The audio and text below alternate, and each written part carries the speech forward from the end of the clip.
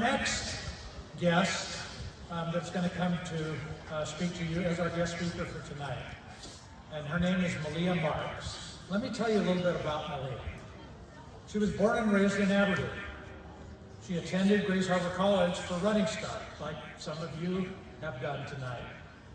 Through her work with Amanda Dunn, a previous professor at Grace Harbor College, she worked in the Grace Harbor College Fish Lab, where she discovered a love of science that propelled her to this little college on the East Coast called Harvard, where she earned a bachelor's degree in psychology with highest honors.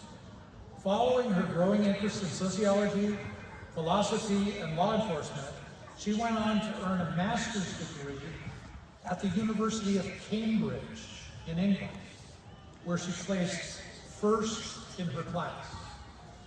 She's been enjoying giving back to her community by teaching in GHC's criminal justice program this year, and is excited to return to Cambridge this fall to begin pursuing her PhD in criminology. That's awesome. For which she plans to study factors that might contribute to mass violence. I have known Malia for a long time now. I met her about 4 hours ago, but she's a delightful person, and I am privileged and delighted to introduce to you our guest speaker for tonight, Malia Marks.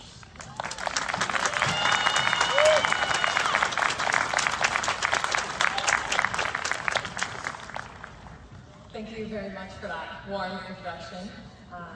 It really is an honor to be speaking here today. I guess I'm supposed to give you all some sage advice that I learned throughout my studies, so I'll do my best. Earlier this evening, someone asked me if I was going to give really specific advice or just general advice, and I said it was a very specific message that I hope to share with all of you today, that I hope you can apply generally and thoroughly throughout your entire lives. But it does seem a bit strange for me to be standing here because I've really just recently been a graduate myself. Most recently, as I just said, I had the honor of completing my master's at the University of Cambridge. And because Cambridge is one of the oldest functioning universities in the world, naturally at our graduation ceremony, they said a bunch of Latin gibberish to us, but they were kind enough to translate it. And part of the translation was that we as graduates had proven ourselves both in character and achievements, that we were worthy of joining the community of academia, this worldwide unspoken association of educating people. They were sure to impress upon us that it was no mistake that character came before achievements in the criteria listed. You might be wondering, why am I telling you about my graduation at your graduation? But just 5 short years before I completed my master's at Cambridge, I was actually walking across the stage to receive my associates at Grace Harbor College through Running Start. And I think because of that, the two schools really can't be so different after all, because you and I are not so different after all. We've worn the same robes, at least. So I want to leave you with a similar message as to what was given to me not so long ago. Welcome to the community of academia. You are worthy in character and achievements. Whether or not you continue your education next year, whether or not you ever return to a classroom for the rest of your lives, whether or not you even realize it, the time that you've spent here, the late nights and early mornings spent sprinting up Cardiac Hill, or if you're like me, making little tiny perfections to your essay that you're about to turn into Diane Muir, somewhere over there. Your time here at Grace Harbor College has equipped you to see the world in a different way. And that's what I want to speak to you about today.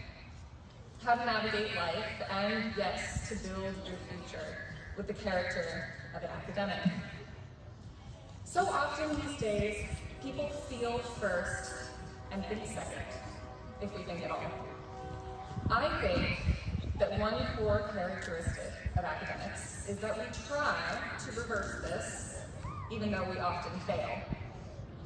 It's only natural, as my background in evolutionary psychology tells me, that it's not important to think about why the bear is trying to eat you. It's important to immediately feel the fear that will propel you away from the threat.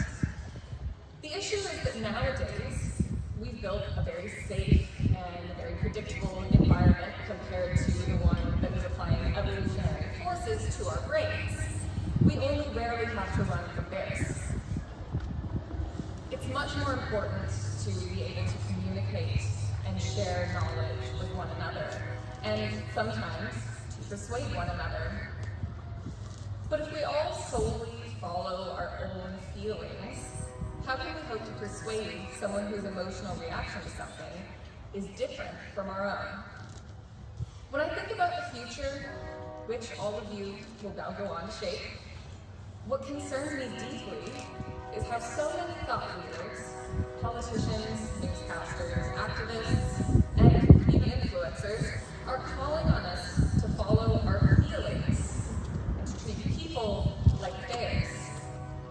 Don't even think about it.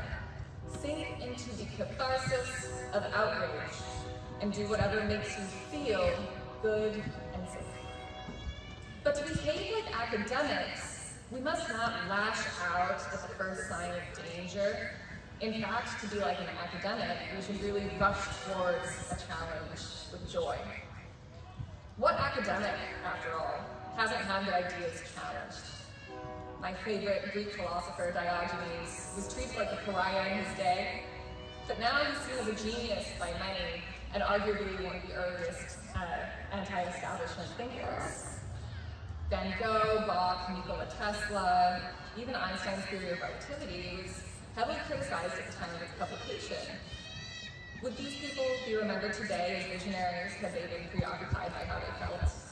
Had they simply demanded that everyone see the world as they did? Or perhaps even worse, had they never shared their ideas or their art for fear of being criticized? When we encounter ideas that challenge our own, we must behave with the character of academics.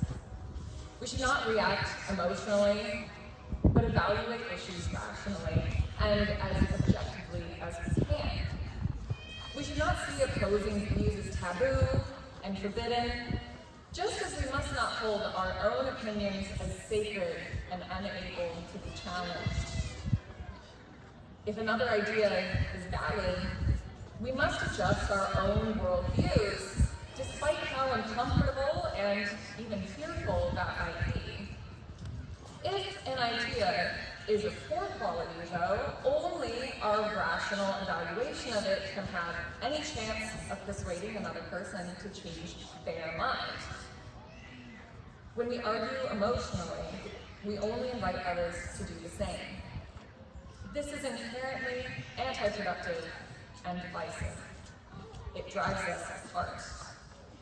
This is not to say that emotions hold no place in an academic's mind. As we all, I'm sure, know, emotions give color to life, and they're an essential part of the human experience. But rather, what I mean to say is that we must try our best to be aware and in control of them. You may not have realized it, but as you've worked to complete your degrees here at Grace Harbor College, over the last few years, you've not just been finishing assignments and learning new subjects, you've also been shaping your character. You've been learning to see the world more inquisitively, more curiously, learning that there may be more than what you initially see, learning to argue your opinions in verbal and written debates, in class discussions and in essays, learning that sometimes you're just plain wrong, and that's perfectly all right. Maybe you've even encountered challenging ideas from your readings or perhaps your classmates, and slowly but surely you've been chiseling out the character traits of an academic. You might take these character traits on to work as a nurse or a social worker. You might work in the forest or in an office. Maybe someday some of you will even have the honor of joining me in the hallowed halls of Cambridge. What I do know is that all of your futures have something in common, and that's that you will all face conflict. Intellectual conflict, conflicts of interests, but I also know that you all now have the character traits, not to shy away from that conflict in fear, but to charge towards it with a level head. Fear is not what moves us forwards. It does not bring us as humans together, closer to one another. Fear does not build, and it certainly doesn't build a future worth working towards. The tools that we need and that you all have to build a brighter future, those tools are rational and respectful debate.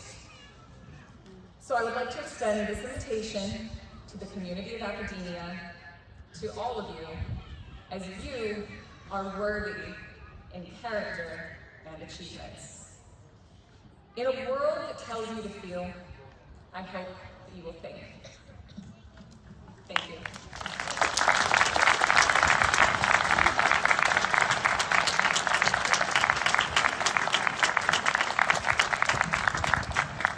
Thank you, Malia. I don't think I can argue with that. Great words of wisdom to take into the future or whatever direction that you go. And thank you, Malia, for sharing your thoughts with us.